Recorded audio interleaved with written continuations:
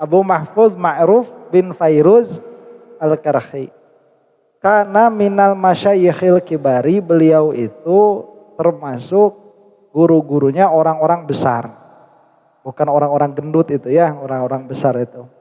Al-kibar itu orang-orang yang masyhur, yang qudwahnya mukminin begitu, menjadi imam, itu al-kibar.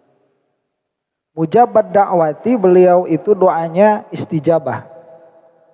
Yustashfa biqabrih, yang mana kuburannya itu suka dialap berkah untuk menghilangkan penyakit. Itu masyhur. Kalau sakit datang ke kuburannya Al-Karhi. Sakitnya mayoritas hilang gitu.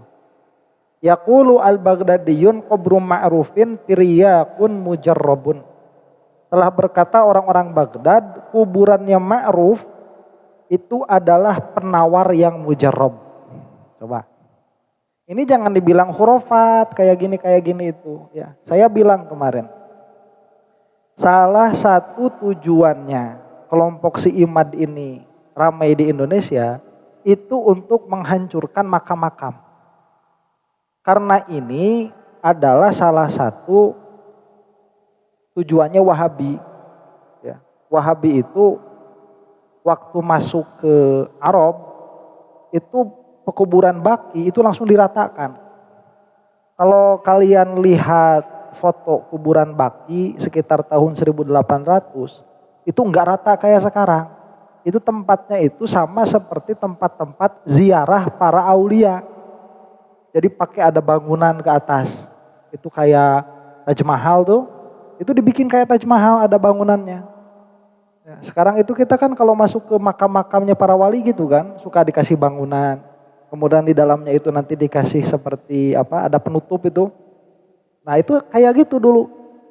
Kayak kelambu. Itu dulu seperti itu. Karena memang suka diziarahi. Karena orang soleh itu karomahnya tidak berhenti tatkala mereka wafat.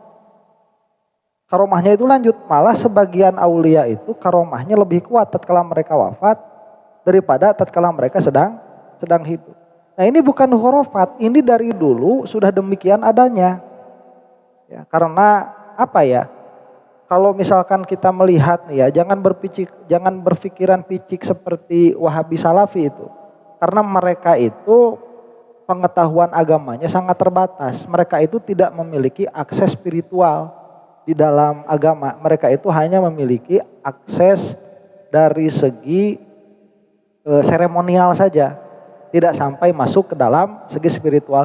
Makanya kalau misalkan lihat waliullah, auliaillah dari kalangan Wahabi itu nggak bakalan ada. Nah, saya juga kemarin mengatakan bahwa di Yahudi mereka itu punya satu ajaran yang namanya ajaran itu Kabbalah. Nah, Kabbalah ini adalah sihirnya Yahudi. Dan sihir ini secara adatan sama seperti kita. Seperti gimana ya? Jadi kalau misalkan kita nih mau membunuh seseorang itu kan pakai pisau tuh. Nah itu adatan pakai pisau, itu sama dengan adatan pakai sihir. Jadi secara adat sebagaimana pisau ini bisa membunuh, begitu pula sihir bisa membunuh.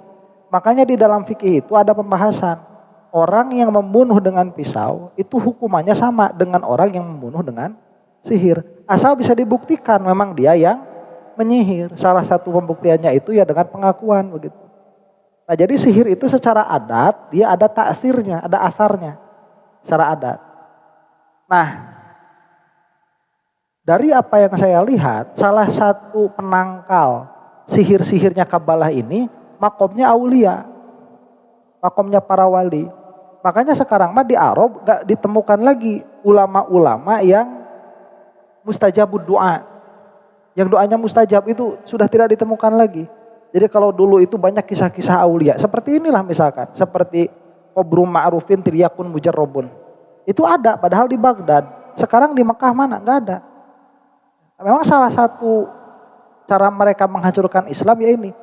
Jadi kalau kita lihat di Yahudi ya, Yahudi itu ada yang percaya sihir, ada yang enggak. Sekarang pun orang Islam itu sudah mulai dikeluarkan dari kepercayaan kepada mistisisme. Padahal itu salah satu adat yang diberlakukan oleh Allah Subhanahu wa taala.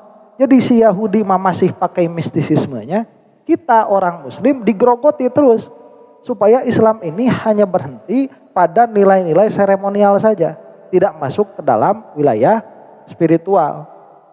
Makanya orang Islam itu ya sebetulnya nih orang Islam nih, kalau dia sakit obat pertamanya apa? Al-Quran sebetulnya begitu. Itu obat pertamanya tuh.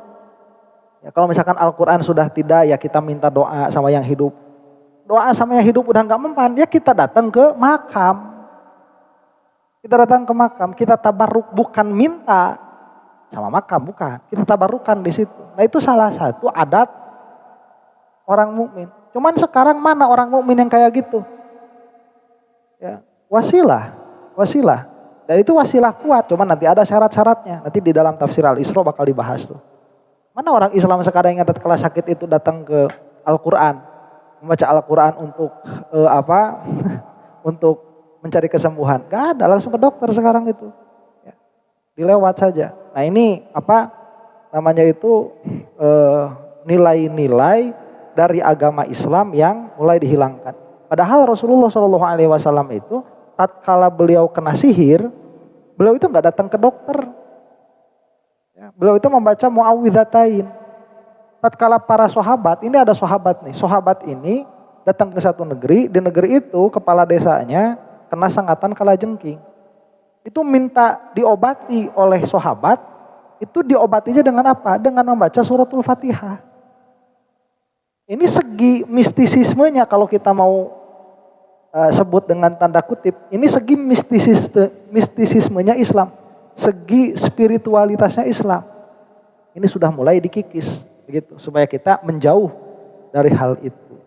Ini kepentingannya siapa ya? Kepentingannya si Kabalah itu.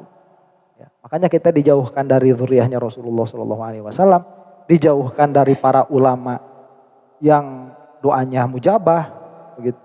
Memang kalau misalkan kita lihat ulama, ustadz begitu ya, yang oknumnya banyak yang oknumnya itu, mulai dari yang tidak ada ilmunya sampai yang moralnya jelek, sampai yang mementingkan kepentingan pribadi daripada kepentingan jamaahnya, itu banyak ya. Kalau kita lihat oknum-oknumnya banyak, tapi banyak orang seperti ini tidak bisa menggugurkan satu orang yang betul alim. Nah sekarang mah kelakuan sedikit dari ulama-ulama yang jelek itu diumumkan kepada semua ulama, sehingga umat ini berusaha dijauhkan dari ulama-ulama yang keramat gitu. Nah ini ya,